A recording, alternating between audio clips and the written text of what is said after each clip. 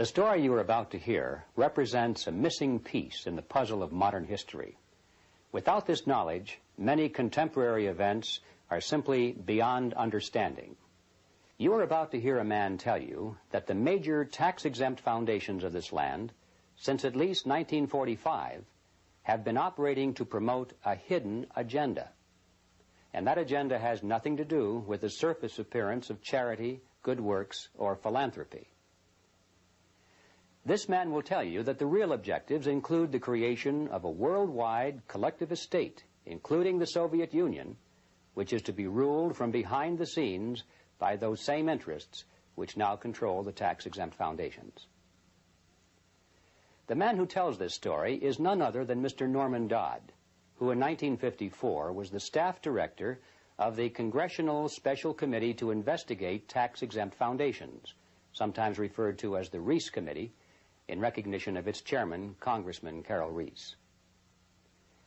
The interview you are about to see was conducted by me in 1982.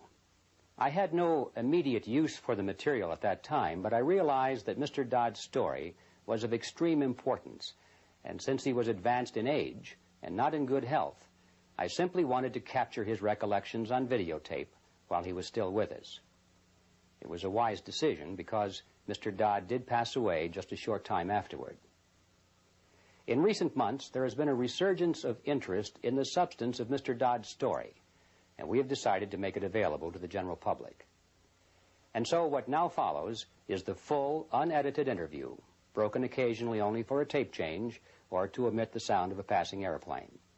It stands on its own as an important piece in the puzzle of modern history. Mr. Dodd, let's begin this interview by a brief statement for the record, telling us who you are, what your background is, and your qualifications to speak on this subject. Well, Mr. Griffin, as for who I am just, as the name implies, an individual born in New Jersey and educated in private schools, eventually in a school called Andover, Massachusetts, and then Yale University, and running through my whole period of being brought up and growing up, I have been an indefatigable reader, and I have had one major interest, and that was this country, as I was led to believe it was originally founded. And I entered the world of business knowing absolutely nothing about how that world operated, and realized that the only way to find out what that world was consisted of would be to become part of it. And I then acquired some experience in the manufacturing world, and then in the world of international communication, and finally chose banking as the field I wished to devote my life to. And I was fortunate enough to secure a position in one of the important banks in New York, and lived there. I lived through the conditions which led up to what is known as the crash of 1929, and I witnessed what is tantamount to a collapse of the structure of the United States as a whole. And much to my surprise, I was confronted by my superiors with in the middle of the panic in which they were immersed, I was confronted with the question, Norm, what do we do now? I was 30 at the time, and I had no more right to have an answer to that question than the man in the moon. However, I did manage to say to my superiors, gentlemen, you take this experience as proof of something that you do not know about banking. And you better go find out what that something is and act accordingly. 4 days later, I was confronted by the same superiors with a statement to the effect that, Norm, you go find out. And I really was fool enough to accept that assignment, because